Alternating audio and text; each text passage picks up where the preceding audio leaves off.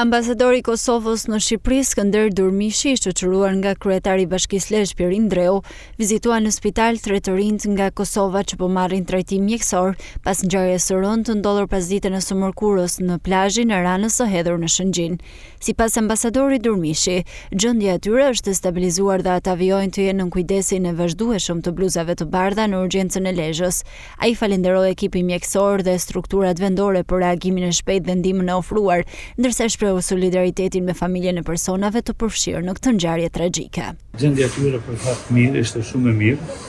është fati i tyre, edhe kujdes jashtëzakonshëm i personelit edhe autoriteteve të Bashkisë së Lezhës.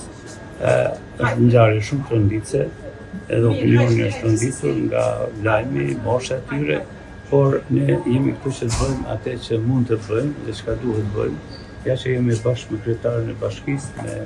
autoritetet e policisë dhe çdo gjë do bëjmë çka është e mundur për të informuar familjarët e 2 të rinjve që për fat keq patën fatin e keq edhe nuk ndjetuan atë, por të tjerët janë në gjendje të mirë, sapo i takuam edhe biseduam me ta, ja që edhe policia ashtu dhe kryetari do jemi prapë në kontakt të shohim rreth informacionit familjarëve të tyre që nis dikush rrugës sigurisht, por